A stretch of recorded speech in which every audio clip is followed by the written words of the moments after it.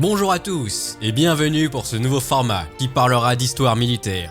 Aujourd'hui, pour cette première vidéo, nous allons aborder l'impact réel du débarquement en Normandie sur la Seconde Guerre mondiale. Pour analyser le sujet, nous allons parler d'une phrase qui revient très souvent. Je cite, « S'il n'y avait pas eu le débarquement en Normandie, on parlerait tous allemand ».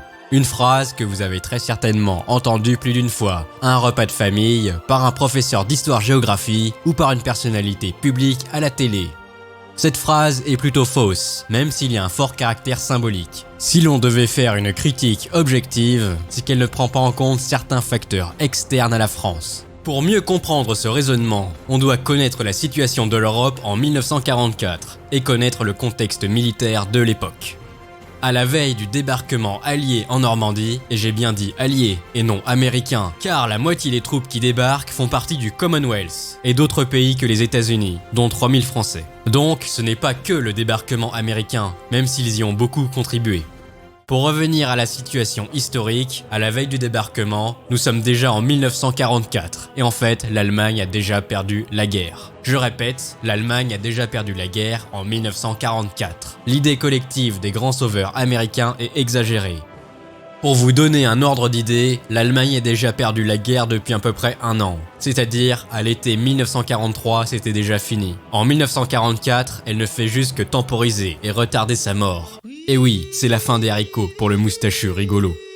Restons sérieux une minute. Si vous avez bien écouté les cours d'histoire à l'école, le tournant du front de l'Est, c'est la bataille de Stalingrad en 1942, où la 6e armée allemande de Paulus se fait encercler avec ses 300 000 hommes, surprise par une offensive hivernale russe qui piège cette armée entière dans la ville. Second poteau Pavard. Pour la culture générale, dans le langage militaire, un encerclement peut se dire aussi une poche, comme celle de votre jean. Pour l'Allemagne, c'est une catastrophe, car contrairement à l'URSS, qui possède toujours plus de soldats, l'Allemagne a un nombre limité d'hommes. De plus, la défaite de Stalingrad met fin à toute idée de conquête du Caucase, lieu hautement stratégique, avec les puits de pétrole de Bakou. Mais contrairement à ce que l'on vous apprend à l'école, cette bataille n'est pas le tournant de la guerre sur le front de l'Est. C'est plutôt la bataille qui va rétablir la balle au centre, entre l'Axe et les Soviétiques. Durant la première moitié de 1943, les forces sont équivalentes et les deux belligérants se tiennent tête. Même si l'armée allemande tend à s'affaiblir, elle est toujours opérationnelle. Tandis que pour l'armée rouge, elle continue sans cesse de gagner en puissance. Le véritable tournant de la guerre pour les Allemands, c'est la bataille de Koursk en juillet 1943. Et non, ce n'est pas le débarquement en Normandie. La bataille de Koursk, c'est la plus grande bataille de chars de l'histoire. Les Allemands rassemblent leurs dernières forces offensives pour une ultime bataille de la dernière chance, afin d'encercler et de détruire le centre de l'armée rouge trop avancé par rapport à la ligne de front. C'est ce que l'on appelle un saillant dans le jargon militaire. Pour les Allemands, cette vaste opération va être une lourde défaite, car les Soviétiques avaient anticipé cette attaque et avaient préparé un énorme réseau défensif en profondeur pour éviter l'encerclement et la poche. Cette bataille est un gigantesque chaos. Les deux camps vont subir de lourdes pertes. Mais les Allemands n'arriveront pas à encercler le saillant de Koursk. Quelle perte de temps, quelle perte d'énergie. Cette offensive d'été allemande sera la dernière tentative de reprise d'initiative sur le front de l'Est. C'est le reflux inéluctable de l'Axe face à un rouleau compresseur russe toujours plus puissant. Les hauts gradés de l'armée se rendent compte, après la bataille de Koursk, que la victoire n'est plus possible à l'Est, et le moral est déjà bien entamé pour les Allemands. Donc le fameux débarquement libérateur du 6 juin 1944, oui, libérateur pour la France, certes, mais si on prend un point de vue plus global, le destin de la guerre était déjà scellé depuis longtemps. Pour rappel, entre 70 et 80% des pertes allemandes se trouvaient sur le front de l'Est en 1944. La majorité des soldats allemands se battaient en Russie et non en France.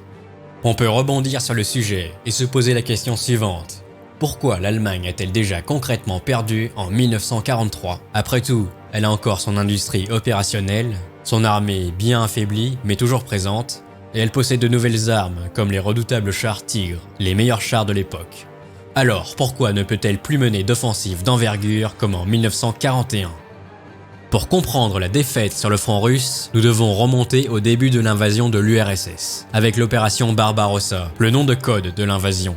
La stratégie allemande était alors de gagner la guerre le plus rapidement possible à cause d'un facteur très important en défaveur de l'Allemagne. Le manque de pétrole des forces de l'Axe. En effet, l'Allemagne possède du pétrole synthétique et les puits de pétrole de la Roumanie. C'est assez pour mener une vaste offensive sur une courte période. Mais sur le long terme, ravitailler une armée aussi colossale avec des unités mécanisées, des chars et des avions, c'est une autre histoire. Car la Blitzkrieg, la guerre éclair, ça consomme énormément de pétrole. Pour faire simple, on peut définir le manque de pétrole comme une cause majeure de la défaite allemande. Si vous m'avez bien suivi, en 1944, l'Allemagne n'a plus assez de ressources en pétrole pour mener de vastes offensives.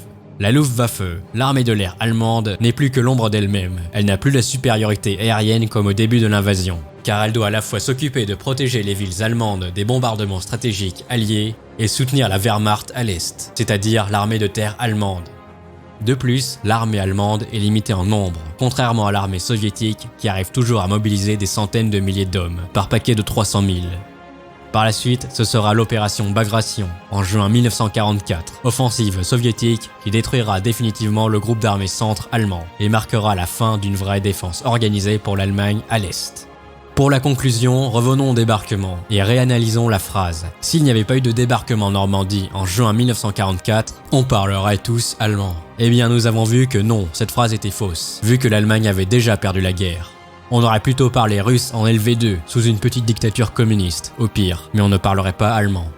Je pense que les cours d'histoire scolaire ne mettent pas assez en avant l'importance du front de l'Est, qui représente le plus gros théâtre d'opération de la Seconde Guerre mondiale, forçant l'Allemagne à mobiliser les 3/4 de l'effort de guerre contre l'URSS. À côté, le débarquement en Normandie est certes une réussite logistique incroyable et un symbole fort, mais si l'Allemagne avait gagné la bataille de Moscou, la bataille de Leningrad et la bataille de Stalingrad, l'URSS aurait été sûrement vaincue.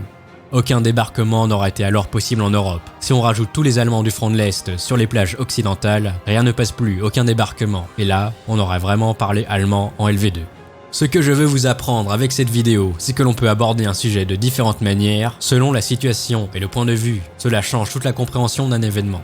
Et c'est ça de nos jours le problème des gens, penser avoir raison sur tous les sujets et ne garder que leur point de vue unique. Alors, essayez de changer de point de vue pour avoir un esprit plus critique. Enfin bref, j'espère que cette vidéo vous a plu et on se dit à la prochaine.